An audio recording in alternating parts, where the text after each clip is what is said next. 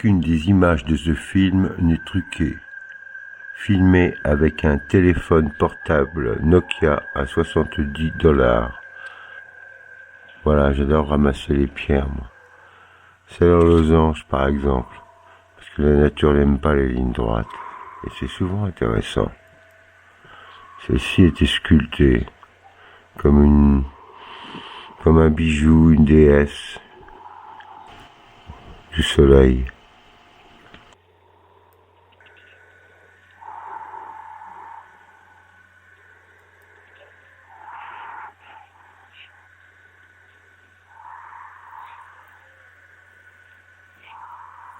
Plus je la regardais, plus j'avais envie de l'explorer.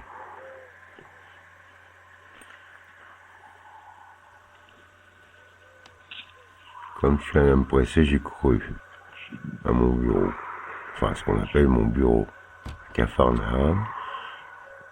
Je l'ai épluché, même pas exploré à la loupe, simplement avec ma caméra de téléphone portable bas de gamme, mais très efficace, j'ai découvert des détails.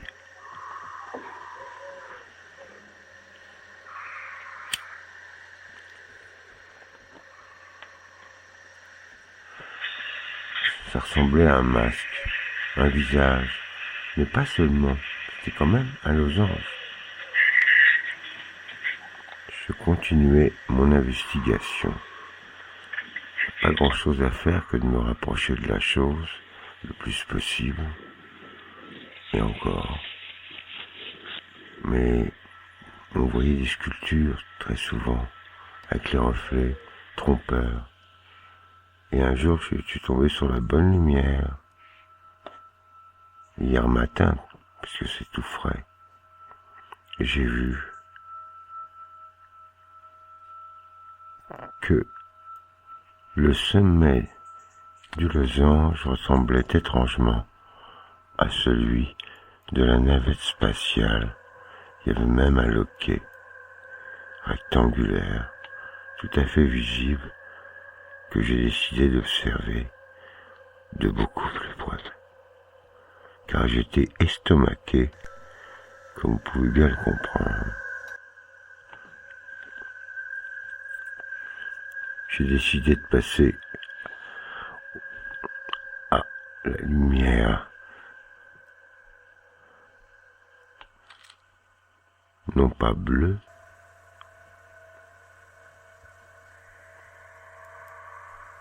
mais négatif, fourni par le dit téléphone.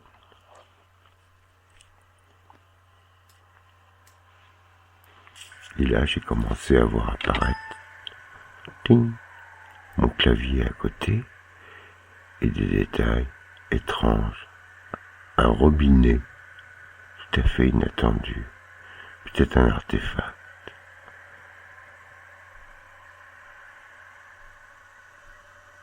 Non, j'ai changé la luminosité.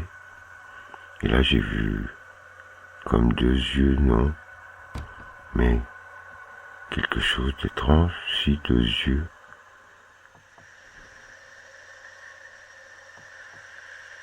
Au sommet, sous la coupole de protection,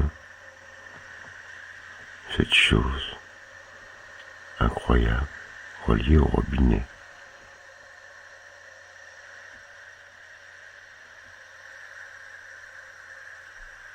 Cette chose qui semblait boire.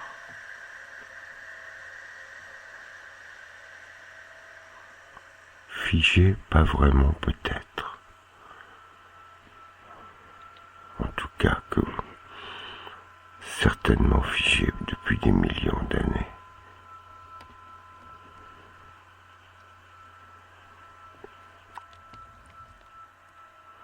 Mon clavier en repère.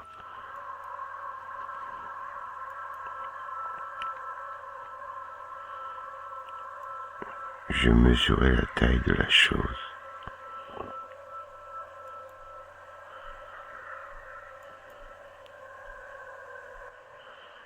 Et elle buvait dans un tuyau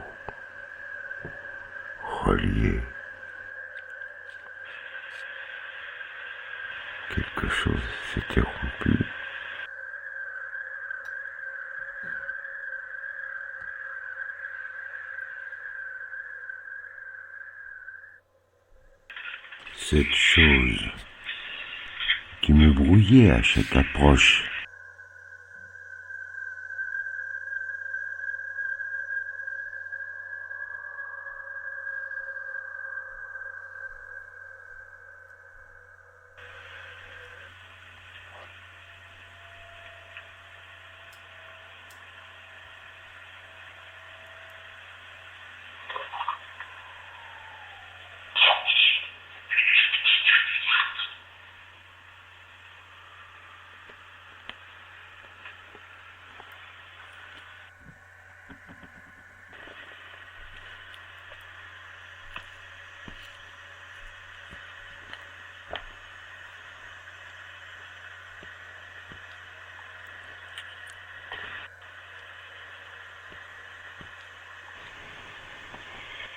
J'ai oublié qu'il ne s'agissait que d'un vulgaire caillou, une pierre ramassée dans mon gravier, mais qui avait résisté aux pressions des roues et des bétonneuses.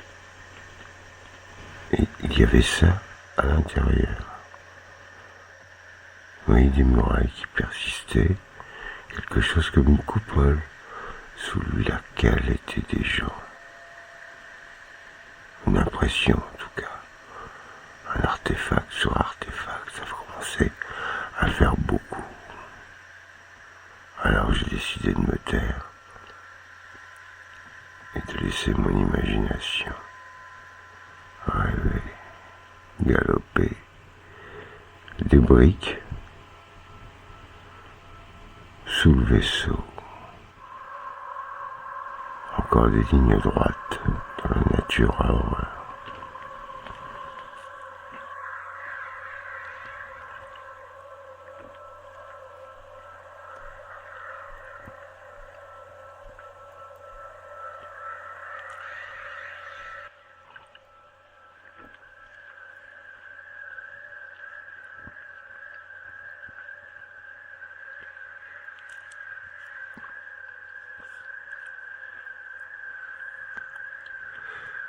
J'essayais de passer 2 fois aux mêmes endroits dans le cas où des personnages auraient changé de place, car j'y voyais des personnages dans ces artefacts, certainement, me diront les scientifiques sérieux. Ces artefacts, des détails dans lesquels vous hallucinez les choses, peut-être, ou pas.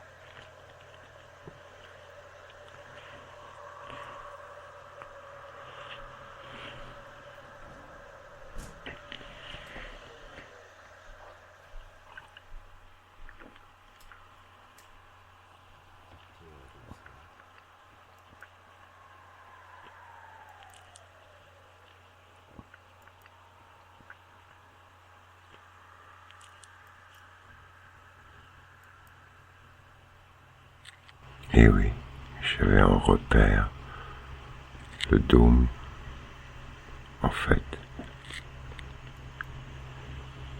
l'avant d'une navette. Je n'ose pas dire d'un ovni, de peur de passer pour un fantaisiste, car un ovni d'1 million d'années peut-être, miniature, cela ne peut être.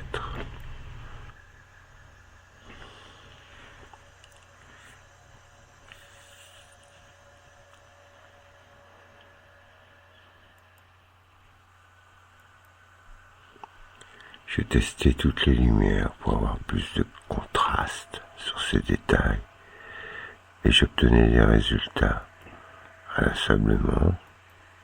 J'y revenais. Là, une structure, encore des rectangles, un triangle, une structure, un dôme, un cercle, des briques.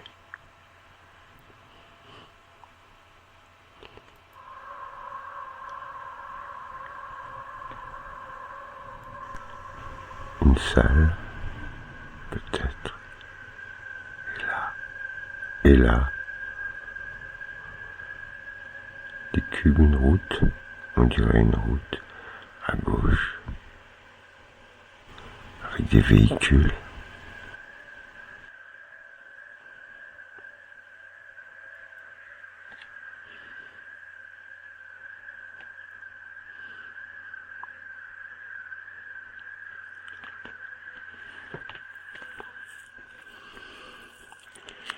Il y avait quelqu'un sur la route.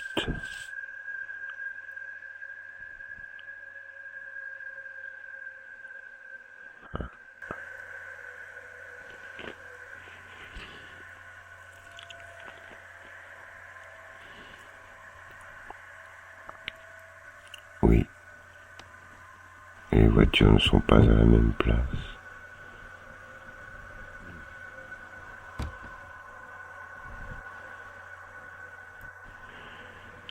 On hallucine très vite sur ce genre d'image. Mais où est la vérité? Comme disait l'autre, elle est ailleurs. Eh oui. Que d'hallucinations dans une pierre. Que de rêves.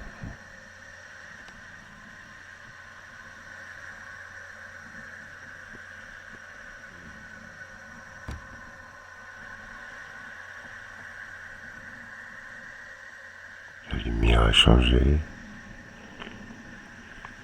Les détails se révèlent encore différemment.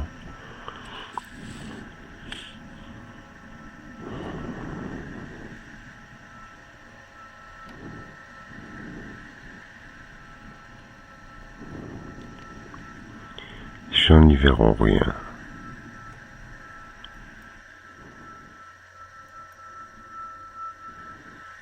Et pourtant,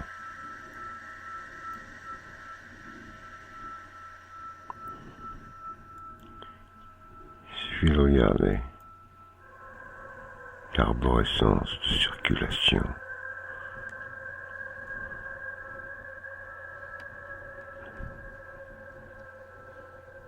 Une tête qui pompe.